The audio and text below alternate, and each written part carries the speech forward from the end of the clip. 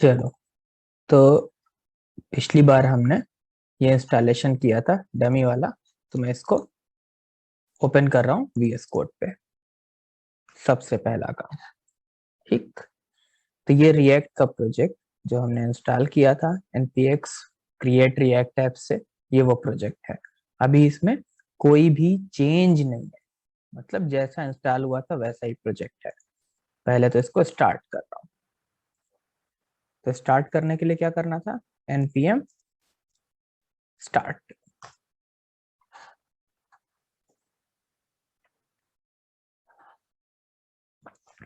Launch हो रहा है, खुद ही लॉन्च करेगा ये।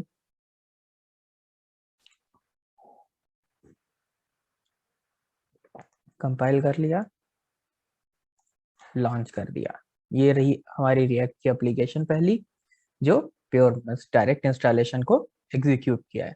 अब हम चल करके थोड़ा पहले इस पे क्लीन अप करेंगे, ठीक। क्लीन अप क्यों करेंगे, तो ये इंस्टॉल कर दिया है, ये लेटेस्ट अभी के हिसाब से इंस्टॉल हो गई, ये चीजें सारी इसके पास अपनी है। बट हमको रिएक्ट का कोर समझना है, बेस समझना है कि क्या है रिएक्ट, कैसे काम कर रही है, कंपोनेंट कैसे काम कर रहे हैं, ठीक। तो ये तो इसने एक बना हुआ आर्किटेक्चर दे दिया है। हम क्लीन करेंगे इसको और अपने हिसाब से कुछ कुछ बना करके देखेंगे। तो क्या क्या डिलीट करने वाला हूँ, पहली बात तो हम कुछ टेस्ट नहीं करने वाले हैं, ठीक। तो मैं ये टेस्ट वाले दोनों डिलीट कर रहा हूँ। उसके बाद से कोई लोगों की हमको जरूरत नहीं है, और ये रिपोर्ट वेब वाइटल की जरूरत नहीं है, सब बाद में आएगा।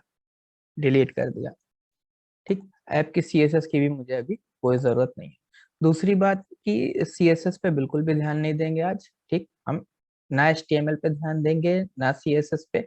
अभी हमारा पूरा फोकस कहाँ है, रिएक्ट पे है। तो पेज अगर कोई बना रहा हो तो उसकी डिजाइन कैसी बन रही है, CSS लगाने से खूबसूरत दिखेगा, फर्क नहीं पड़ता। ब्यूटी नहीं मैटर करती उस पेज की। रिएक्ट का कंपोनेंट है, रिएक्ट की फंक्शनलिटी देखेंगे, ठीक। index.css में ये भी सब क्लियर कर रहा हूँ। सेव, ठीक। अभी ये एरर दे रहा है, ठीक। देखते हैं एरर कहाँ कहाँ दिखा रहा है। देखिए यहाँ पे एरर दिखा रहा है सारा। इससे ये भी पता चलेगा ना कि कैसे काम करेंगे, ठीक। दिखा रहा है dummy src can not resolve, हमने लोगों की फाइल डिलीट कर दी है। चलिए, फाइल का नाम क्या है, ठीक, app.js। गए app.js पे, हमको पता है ये लोगो हमने हटा दिया, ठीक। ये नीचे वाला ये CSS भी हटा दिया, पर एक एक करके हटाते हैं, ठीक। देखिए अगली एरर कहाँ दे रहा है, app.js पे app.css can not resolve, exist नहीं करता। app.css भी हटा रहा हूँ मैं, एक एक करके हटा रहा हूँ ताकि दिखता रहे कि क्या क्या रिमूव कर रहा है। अभी ये लोगो पे एरर देगा, ठीक। कैन नॉट रिजॉल्व, ये कहाँ पे, index.js पे, लाइन 8। चलते हैं index.js पे, ये एग्जिस्ट नहीं करता। अब ना हमने इसको डिलीट कर दिया है, ठीक। तो ये नीचे से जो फंक्शन लिखा और ये कमेंट भी हटा रहा हूँ, इसकी अब ये में कोई जरूरत नहीं, ना हमें उधर जाना है, ठीक। अभी कहाँ एरर दे रहा है, लोगो इज नॉट डिफाइंड, कहाँ पे, app.js पे।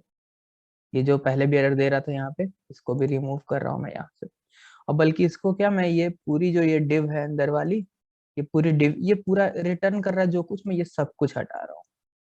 मैं यहाँ पे अपना एक डिव लगा लूंगा, डिव, और क्या रिटर्न कर दूंगा, माई रिएक्ट एप्लीकेशन, ठीक। आ गया माई रिएक्ट एप्लीकेशन लिख करके। यानी कि सक्सेसफुली क्लीन अप कर दिया, जो कुछ हटाया था उसकी वजह से जितने एरर आ रहे थे वो सारे हम हटा चुके हैं। तो चलिए आगे चलते हैं। चलो, तो यहाँ तक बिल्कुल क्लियर है सारी चीजें। अब हम आगे चलते हैं। हमारे पास 3 फाइल बची हुई हैं, हमने सारी CSS रिमूव कर दी है, कोई CSS नहीं है हमारे पास, ठीक। कुछ चीजें, अगर ये प्रोजेक्ट कमिट करूंगा, कहीं से डाउनलोड कर रहे हैं या आप रिएक्ट का कोई प्रोजेक्ट डाउनलोड कर रहे हैं और एग्जीक्यूट करना है, तो आपको क्या याद रखना है, ये डिपेंडेंसीज ये आपको इंस्टॉल करनी पड़ेगी। हमने direct npx create react app से चलाया है, तो साथ में डिपेंडेंसी मतलब जितनी लाइब्रेरीज की इसको जरूरत थी, जैसे ये जेस्ट डॉम, खैर अभी इसकी जरूरत नहीं है इसको, ये रिएक्ट लाइब्रेरी मान लेते हैं।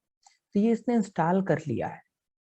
तो अगर आप नोड जेएस या किसी और रिएक्ट टाइप की लाइब्रेरी से आ रहे हैं तो आप इस डिपेंडेंसी को समझेंगे।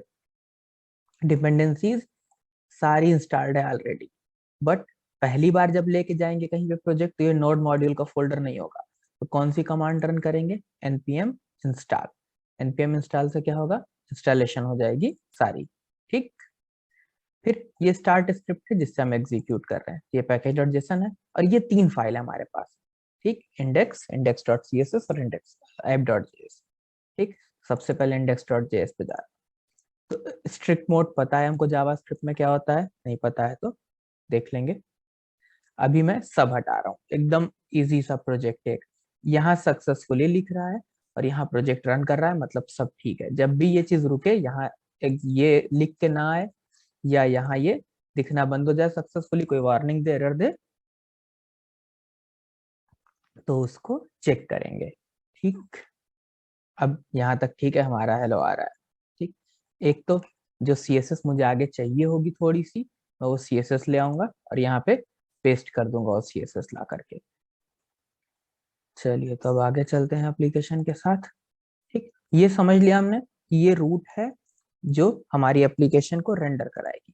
अब यहाँ पे नई चीज क्या है, नई चीज ये कि अब हम चलते हैं इस एप्लीकेशन पे अपने पहले कंपोनेंट, और ये कंपोनेंट में हम देख रहे हैं ये .js फाइल के अंदर इसने div my react एप्लीकेशन और ये /div लिख करके एक HTML का सिंटेक्स लिखा हुआ है। HTML में जावास्क्रिप्ट आपने देखा था, बट जावास्क्रिप्ट के अंदर इस तरीके से HTML नहीं देखा। जावास्क्रिप्ट के अंदर इस तरीके से HTML को लिखने को ही JSX बोलते हैं। ठीक, यही वो सिंटेक्स है JSX का। ठीक, तो अब ये समझ में आ गया हमको कि जावास्क्रिप्ट के अंदर HTML को लिखेंगे, यही JSX है। ठीक, यहाँ पे नॉर्मल HTML में और इस JSX में कुछ कुछ चीजें डिफर होती हैं, अभी दिखेंगी। फॉर एग्जाम्पल क्लास अप्लाई करने का तरीका हमारा, वैसे हम उस तरीके से लगातार क्लास अप्लाई नहीं करेंगे, बट शुरुआत में वो डिफर होगा। और एक बात, JSX जो है वो ब्राउजर नहीं समझते, मतलब ब्राउजर JSX के सिंटेक्स को नहीं पहचानते, क्योंकि कुछ कुछ चीजें अलग होती हैं।